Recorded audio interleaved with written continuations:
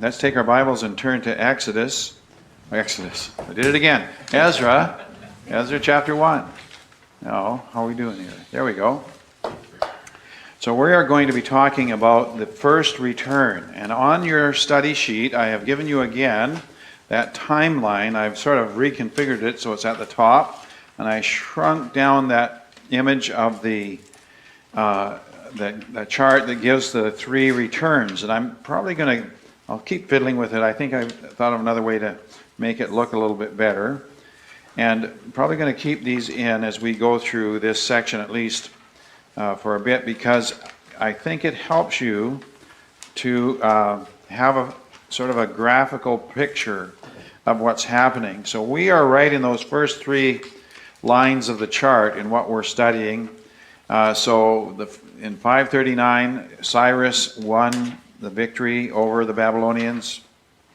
And 538, he issued the decree that we find in Ezra chapter 1, verse 1. And in the end of chapter 1 and all of chapter 2, we are occupied with the return, this first return. And in the diagram below, this is the one that we're talking about. There's a man named Sheshbazzar who's involved in this. We'll talk about him in just a bit. And so this chapter, there's so many things about it. Okay, it's a list of names. You think, okay, what are we going to get out of a list of names? Well, we'll get something. Okay, so that's part of it. For those who are young and are yet to have children, I always suggest passages like this because there's great names in here. I mean, they're just so good. Like, there's one guy, Big Vi. I think that's a great name for a boy, isn't it? And there's a Backbook. I think that's a great name too. I don't know what you think, but it's not as good as the all-time Bible champion from the book of Isaiah, Meir Shalal Hashbaz. That's my favorite. But anyway, nobody's ever taken me up. I don't know why. They don't like my suggestions. But anyway. Even yourself. What? Even you. We're glad. Well, I didn't think of it back then, and there was an objector in the front row. Anyhow, so and anyway, we won't get into those arguments. Those are years ago. We're not having them again. All right. So anyhow, but there are some very interesting names here, and of course, with all Israelite names, they do have meanings. The meanings aren't critical to the text. It's just what things that it will reflect. Usually, the devotion of the parents, the kind of attitude they had towards God. Now. But there are things to learn from this passage. And we want to think about names in the Bible and think about who's being named and why that person and why not the other person. In Chronicles, there's a big significance to which group has the most names listed. So that's very important as we think about Chronicles. And this is an extension. Okay, so this is 70 years later, Chronicles it closes with the defeat and the destruction of Jerusalem, and then the decree of Cyrus is given right at the end. So those names were mentioned in Chronicles for a reason. They're mentioned here for a reason. So we'll look at that, and we'll get a few things. But we're going to start with the first bit is going to be the end of chapter 1, and we'll read all of that. We're not going to read all of chapter 2 because it's mostly names, and if you've got your Bible open, you'll see that. All right, so chapter 1, verse 5. Then rose up the chief of the fathers of Judah and Benjamin, and the priests and the Levites, with all them whose spirit God had raised, to go up to build the house of the Lord, which is in Jerusalem. And all they that were with them, or about them, strengthened their hands with vessels of silver, with gold, with goods, and with beasts, and with precious things, besides all that was willingly offered. Also Cyrus the king brought forth the vessels of the house of the Lord, which Nebuchadnezzar had brought forth out of Jerusalem, and had put them in the house of his gods. Even these did Cyrus king of Persia bring forth by the hand of Mithredath the treasurer, and numbered them unto Sheshbazzar the prince of Judah. And this is the number of them: 30 chargers of gold, 1,000 chargers of silver, 29 knives, 30 basins of gold, silver basins of a second sort 410, and other vessels 1,000. All the vessels of gold and of silver were 5,400. All these did Sheshbazzar bring up with them of the captivity that were brought up from Babylon unto Jerusalem. Now, I'm just going to work through this a little bit here. So on the returnees, so that's what we're talking about here. So we want to recall, first of all, we didn't read this, but in verse 3 and 4, the decree, Cyrus's decree, was an invitation to the Israelites to return to their land. It was not a command. The command that was associated with the decree was so that the Jews that stayed behind and then other Persians who lived around them would then support those who were returning to their land, and they would provide funds. So this isn't, moving like that isn't inexpensive, and of course there's expenses that will arise when they get there, and so Cyrus expected those who stayed behind to support the work of those who went ahead. All right, and so then we have in this chapter the composition of the exiles. You'll notice in verse 5 he mentions three tribes, and the rest, and that's it. So Judah and Benjamin, and the Levites, those are the tribes, and then the priests, who are a subset of the Levites. Okay. Now these tribes made up the bulk of the population in Judah. When the kingdom split into the north and south, at the end of Solomon's life, we had the kingdom of Israel, but then it broke into two parts. The south is mostly Judah, but Benjamin allied itself with Judah. And there were still Levites in Judah, and many of the Levites fled from the north because Jeroboam instituted his own priests to worship in a perverted way, not according to God's law. And so the Levites then, most of them, went down to live in Judah and to serve in the temple. All right. Now later on, after the Assyrians destroyed the northern kingdom, some of those people who were left behind would then flee down to Judah and live there. And you may recall in the story of the birth of Jesus, there's a woman in the temple named Anna who was of the tribe of, does anybody remember, without looking at the notes? Anybody? Oh, man. Asher. Okay, so, tribe of Asher. Okay. And I thought that was an easy one. Okay, so, that was in our quizzing last year too, wasn't it? That was a year ago. Okay, so, but you see, so there's somebody who traced her lineage all the way back to Asher, one of the other sons, one of the sons of the northern tribe, right? The northern tribe. So the tribes, the northern tribes, are not completely obliterated. Now, in the history of Israel, even at this time. Now, and then we have, I put in the notes, the compliance of the remainers. Okay, so those who stayed behind, they gave their offering. So that's what verse 6 tells us. Then we have Cyrus. He makes his contribution. All right, and he gives all these temple vessels, and we see the count of them. Now, he gave these implements back, and this is consistent. Apparently, there's some record of him doing this with other kingdoms. So he would send people back, like as he had conquered Babylon. Babylon controlled the nation of Elam. Their capital was Susa.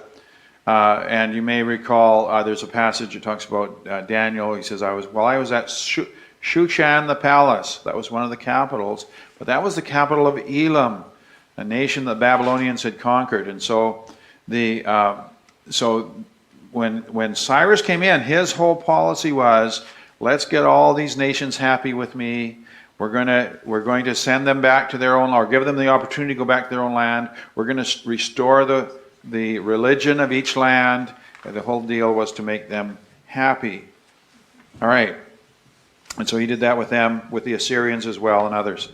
Okay, so Sheshbazzar, Who is Sheshbazzar? What do you think of that name? That's a good one, isn't it? Abby is shaking her head. She is not impressed with my suggestions. All right. Well, there's so many ways you could shorten it. Anyway, just kidding. Okay. She prefers Og. Oh, she like Og or Sihon? No, those are good. Yeah, there you go. Okay. So, all right. So, now, there's 4 suggestions of who this guy is. It could be, some say the Persian name for Zerubbabel. Okay, Zerubbabel is a man who's in the genealogy for Christ in both Matthew and in Luke. There's a little confusion. Why is he in both genealogies? That's a whole other question. We're not going to get into that. But Zerubbabel is the grandson of Jehoiachin, one of the last kings of Judah. Okay, so he's going to become the governor of Judah. He'll be mentioned later on in the chapter, or in the book.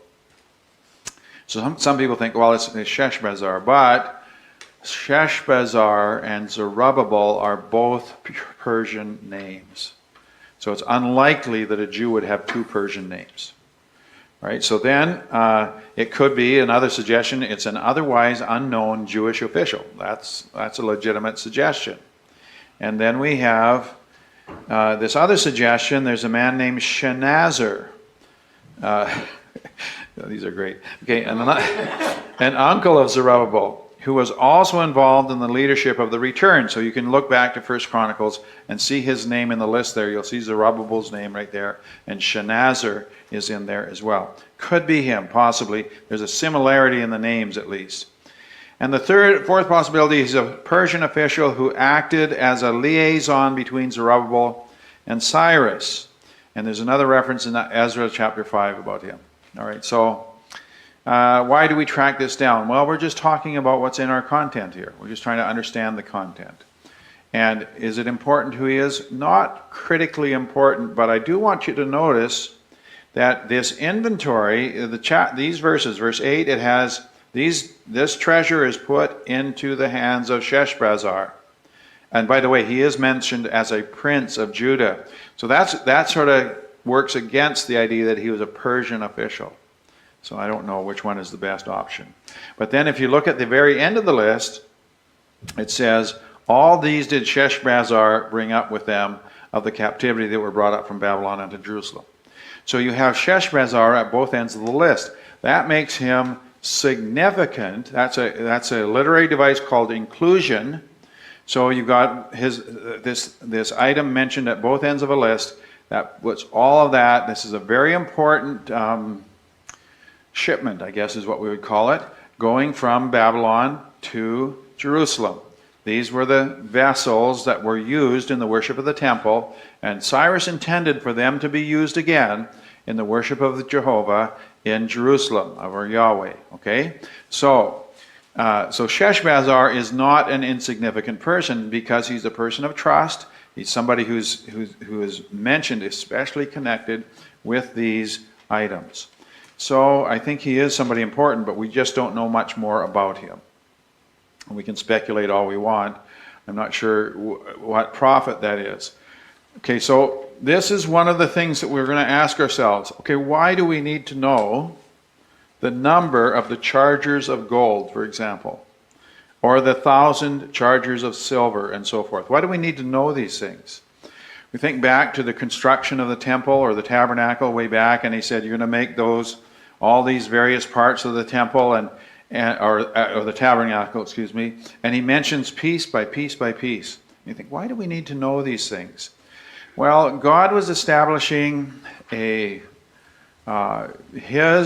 nation on the earth and his religion on the earth.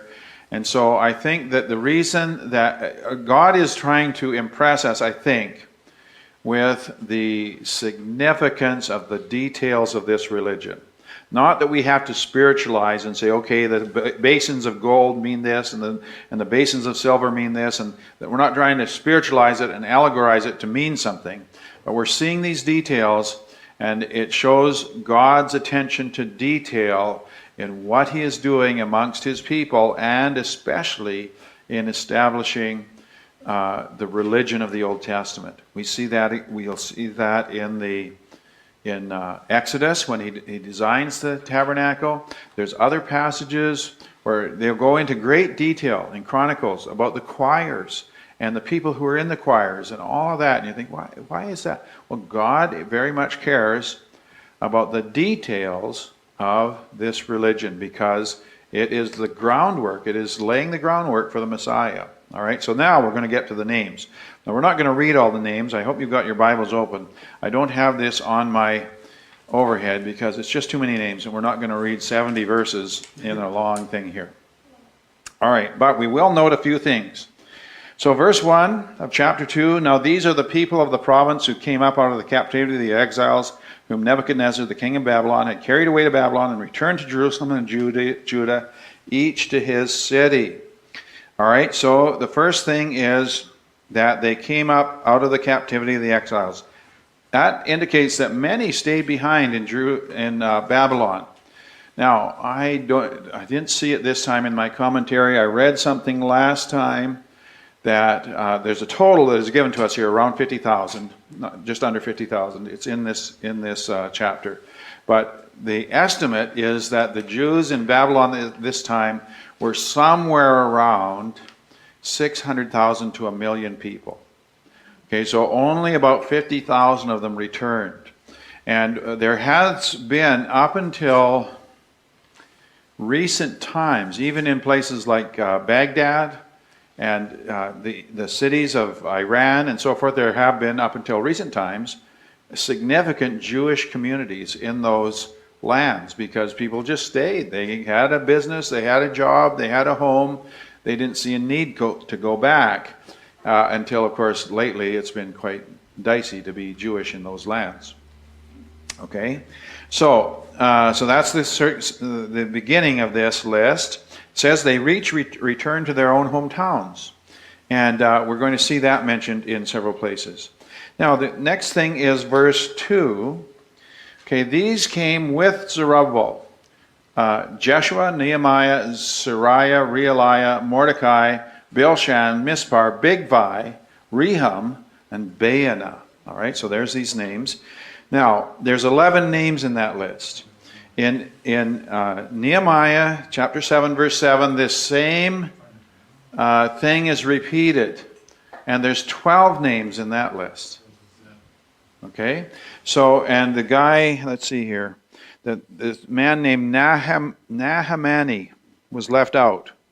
Some people think it is by a scribal error.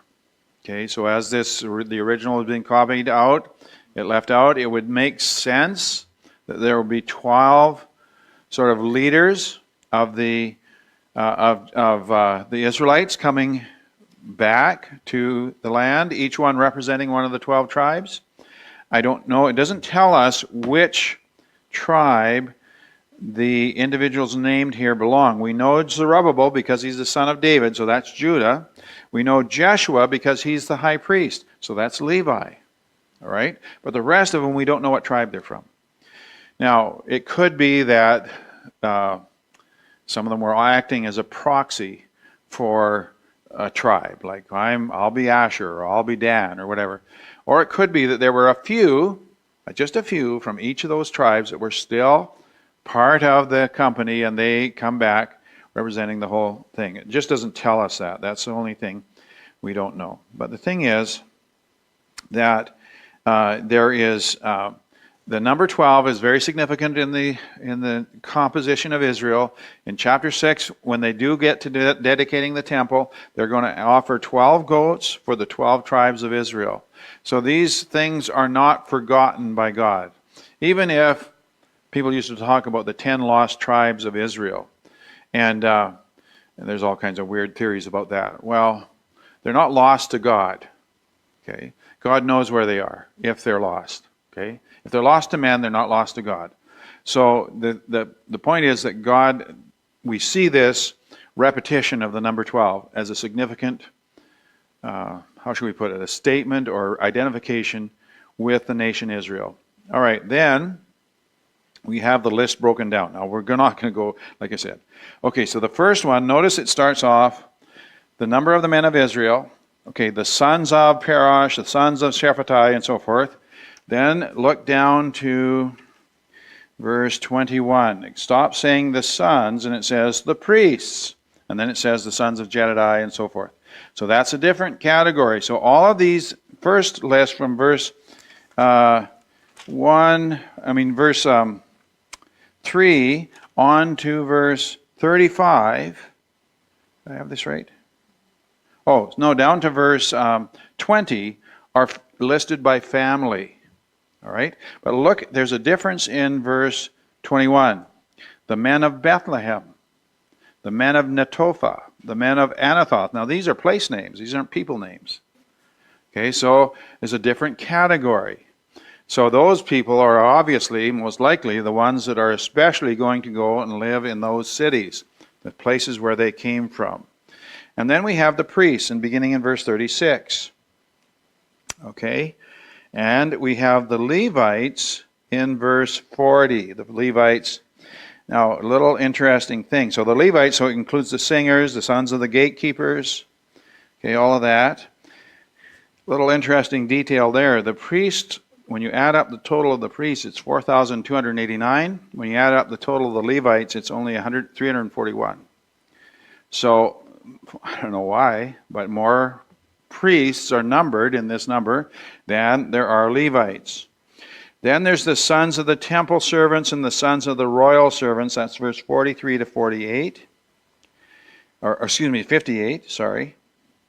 And then it says the Israelites who could not establish their genealogy in verse 59. Now these are those who came up from Tel Melah, Tel Harsha, Cherub, Adon, and Immer, and they were not able to give evidence of their fathers' households and their descendants, whether they were of Israel, and it lists their names there. And then, all right, so that's the total of the names. So, there's a couple comments here. Oh, let me get to those on the screen. I do have these things, these quotes. They're on the list or on your sheet, but you can look at their sheet or you can look at the screen. Okay, though such a list of names and locations seems unnecessary to some modern readers, it would have been of great encouragement to the original readers as they saw their own families and towns represented. So, mentioned in dispatches, as people say. There's their name. They're on the list. They're part of the nation.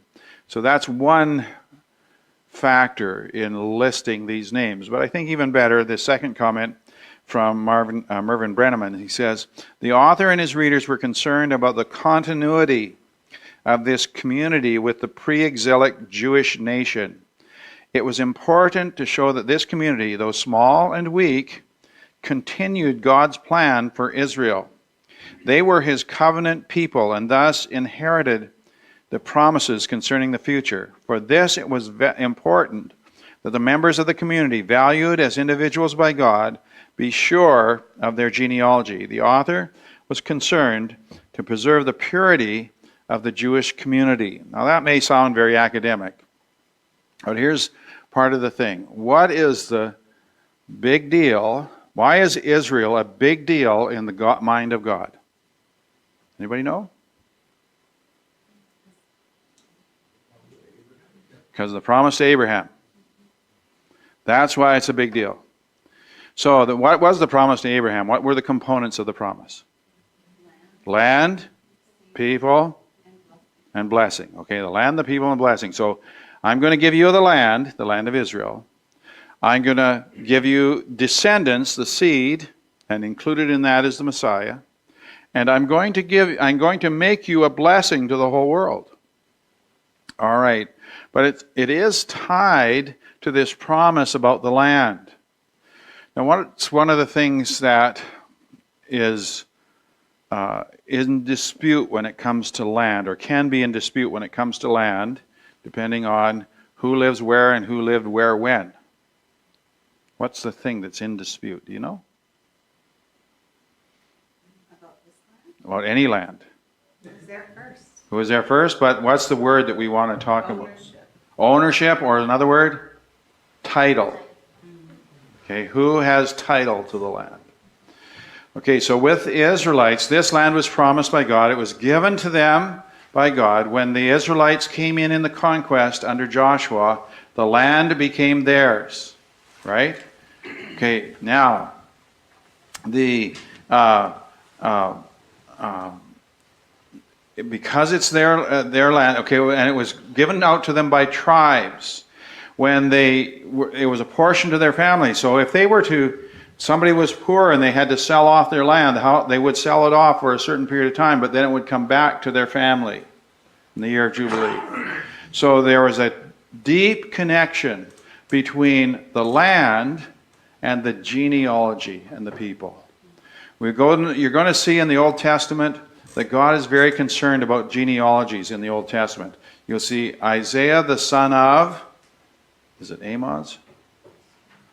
But you'll see with the prophets, they'll identify themselves. So-and-so, the son of so-and-so, sometimes the son of so-and-so. It establishes genealogy. So all of that is pointing back to, I believe, to that promise. God made a promise to Abram.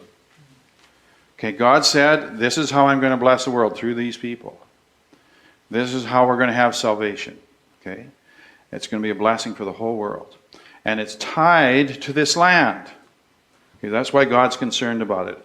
And the land and the names have to do with not only, it's not just establishing, a list. It's nice to see my name in the list, right? Okay, my name's in the Bible, cool. Okay, I guess that's nice, but that's not the main thing.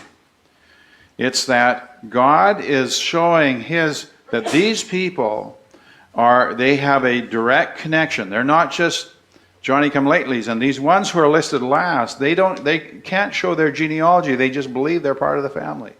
So they're included. Now, God does include people who aren't part of the genealogy, right? He's included us in a different way, obviously through the church. But the point is that this whole family, this is a big deal for God, and that's why he's doing these things. He's establishing their title to this land, and the fact that they are a nation. And there's going to make the next section, we're just going to get to that in the summary. So the total count, verses 64 to 65.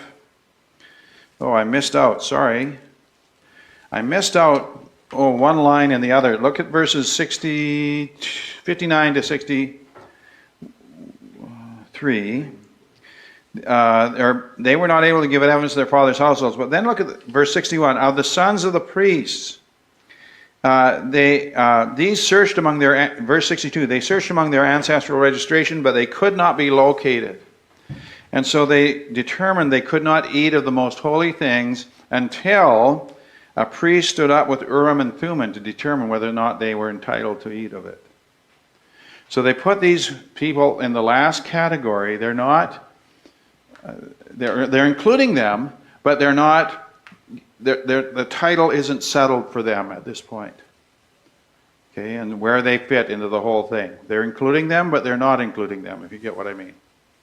Okay, so God is very careful in how he deals with these people. So total number, the next point, the total number is 49,897 when you add all these up. And, here's the estimated population of 2 or 3 million Jewish people in Babylon. Okay, so that's where I saw it. It was in my notes. Okay. Now,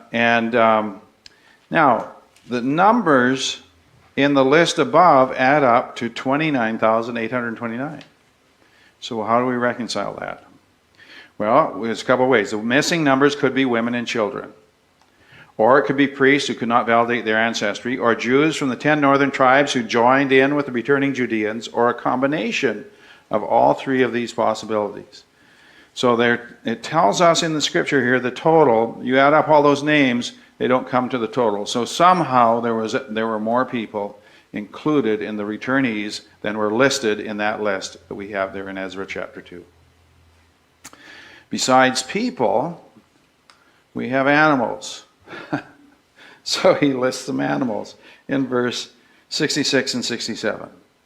Okay, their horses were 736, their mules 245, their camels 435, their donkeys 6,720. Lots of donkeys.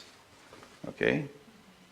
Now, and then at the end it says they went to their own. It talks about the offering. Sorry, I missed something. When they arrived, okay, now they made an offering for the rebuilding, for laying the foundation of the temple. Okay? And it tells you the amount of the offering, verses 60, no, I didn't write that right, 68 to 69. Okay? And then the settlement, verse 70, they went to their own cities. Okay, so there are certain ones that lived in Jerusalem, the rest went to their own cities and rebuilt their cities. All right, now I have a couple more quotes that I want to show you, and then we'll close with some key thoughts. I better hurry up here, I'm running out of time. Okay, oh, that clock's fast though, I gotta remember. Okay, the Nehemiah referred to in verse 2. Did you notice that? There's a Nehemiah. There's also must have been a different person from the Nehemiah in the book that bears his name. The second Nehemiah did not return to Judah until almost 100 years later. Couldn't have been him, in 444 BC. Likewise, the Mordecai mentioned here was not Esther's cousin, since the latter Mordecai remained in Susa, one of the capitals of the Persian Empire, and lived about 50 years later than this Mordecai.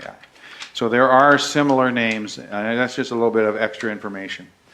Then the last quote here, this entire chapter serves as a prelude to the great event of building the temple and reestablishing worship as prescribed in the law of Moses.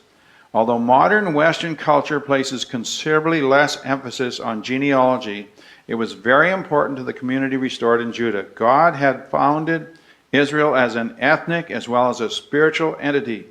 The renewal of God's plan of redemption depended on the establishment of that entity on the land that God gave them. All right, so that's the point I was making earlier. This whole list of names, and we look at it and say, boy, there's not a lot to get out of it. Well, what we do want to think, why is God so concerned about names? Part of it is because of Abraham and this promise. And that is, we've got to remember that. That's always why God is interested in Israel. Then, some key thoughts as we close. Number one, in chapter 1, verse 5, it says, everyone whose spirit God had stirred to go up and rebuild the house of the Lord, which is in Jerusalem, they were the ones that went. So there's estimated, according to my notes, there are 2 to 3 million people who are Jews in Babylon, but only 49,000 went. But they were the ones whose heart were stirred by God. So God worked in their lives, and they wanted to return. Why did the others stay? Well, maybe they weren't as close to God. Maybe they were disobedient. Or whatever. We don't know. The Bible doesn't say. It doesn't condemn them, but what it does tell us that those who came felt the call of God to do what they did. And so we want to encourage you to be sensitive to that God does work in our lives. He does lead us. There will be things in your life, if you're following God, there will be moments in your life when you just have a sense that you must do a certain thing for God. And you'll see maybe later on how that works out. Maybe there'll be somebody who come across your path that if you had not made that decision, you would never have met. And you will be able to be instrumental in helping them spiritually in some way. Or, you never know, you'll end up, you may become part of a group. You know, sometimes, why do people come to this church? Well, God moves them to come to this church. And become part of the work here and do what God is doing here. All right, so stirred up hearts. All right, so that's point number one. Second one, the willing offering at the end. It says they offered willingly for the house of God to restore it on its foundations. Now, to rebuild the temple was a massive, massive task. They had been given funds for it from their neighbors back in Babylon. Cyrus had contributed to it. Later on, we're going to find that funds, a later king, Darius, is going to order that the enemies of the Jews contribute to it. That's quite an interesting little irony. Anyhow, but the thing is, here's the people. And when they come to the land, they don't have a ton. They have money, in a sense, but they don't have a ton of money. But they give willingly for the house of God. Because serving God for them is more important than even the restoration of their own homes. They're going to get sidetracked in a few years, and then God's going to send some prophets who are going to say, hey, wait a minute, you're building your houses, what about God's house? Well, we'll get to that in a little bit. All right, Any questions before we... Oh, I've got one more quote. Sorry. One more quote, and then I'll take your questions. The journey from Babylon to Israel was about 900 miles and took about 4 months. But Ezra did not state how long the return trip took. His focus was not on the people's hardships, but on their task of rebuilding the temple. All right, now questions. I was just going to say, Betty texted me, and she said all these tribes and numbers. She said, boy, it'd sure be nice to have it in a spreadsheet. And the next thing you know, she texted me a picture of a spreadsheet. I assume she created. That's right. So Well, only an accountant would do Yeah, that. that's right. So if you want that, I'm sure she'd be happy to send it. All right, very good. Gordon. Couldn't find it in notes, but you mentioned that, so the Mordecai in verse 2 Yes, is not the Mordecai That's right. of Esther. that's right. Yeah. So you will, sometimes that throws you off. Can you say, wait a minute. My Bible, sorry, it says the word Mordecai and it has a number, and I press it and it goes to Mordecai. Ah, I see. Right, Yeah, so- that's right. So it's not the same guy. So the other thing with it is, you think back to that timeline I gave you at the beginning. So you look at, here we're at 537 is when this happens. All right. So the temple itself is not rebuilt until 515. So that's, what's that? Let me do quick math. 23 years later. Right? So, and Mordecai is after that. Okay, he doesn't even come into the story yet, I don't believe. Okay, so we're going to have, okay, and we're going to get through the first about 3 or 4 chapters of Ezra, and then we're going to go to Haggai and Zechariah, because they were the ones that are prophesying, hey, wait a minute, what about God's house? So we're going to go to them now in the process here, so we understand how they fit into this. And but it's interesting to see how God is moving the people, and they respond. But by the way, so then Haggai starts prophesying. That would be 520. That's 18 years later. And they got the foundations laid. Everything's good. Then they had some opposition, and then everything sat still for 16 years or so, and until God said, "Hey, let's get moving." See, so it's possible, to go follow God, and then something happens, you get a little discouraged, maybe you're not living exactly the way you used to, not quite as zealous. God might stir you up again by sending a prophet to sort of work you over. Right, Rob?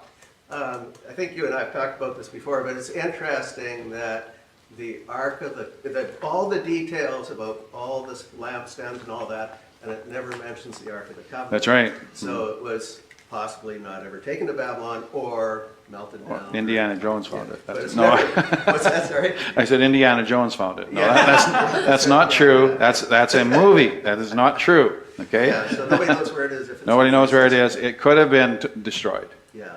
And it's So even when they rebuilt the temple, they didn't have the Ark. they did not have the Ark of the which is Covenant. key to their worship. Yeah, yeah. So it was never quite the same. Yeah, I'm not quite sure how that was done, because obviously they did continue to worship in the temple. They did continue to make the offerings. They did continue to do the Day of Atonement, but how did they do it without the Ark of the Covenant? We don't know. We asked Randall Price that, and he said, well, they always fudge and come up with some way that's not That's right. exactly right, which Yeah. they do today. Yeah, although, it's possible that the Ark of the Covenant somehow hung around until the Romans, somehow. But it's just not mentioned, so we don't know for sure. Yeah. It's all speculation. When it's not mentioned in the Bible, any theory we come up with is speculation. Okay? And it might be a good theory, but it's still speculation. Okay. Any other questions or comments? Okay, let's have a word of prayer. Father, we thank you for our time tonight. Thank you for a passage that seems so dry, but yet there are things that indicate your interest in your people and the working out of your plan that ultimately leads us to salvation. So we pray that you would help us to diligently study the Scriptures so that we can understand what's going on and understand how you worked in all these ages past. In Jesus' name, amen.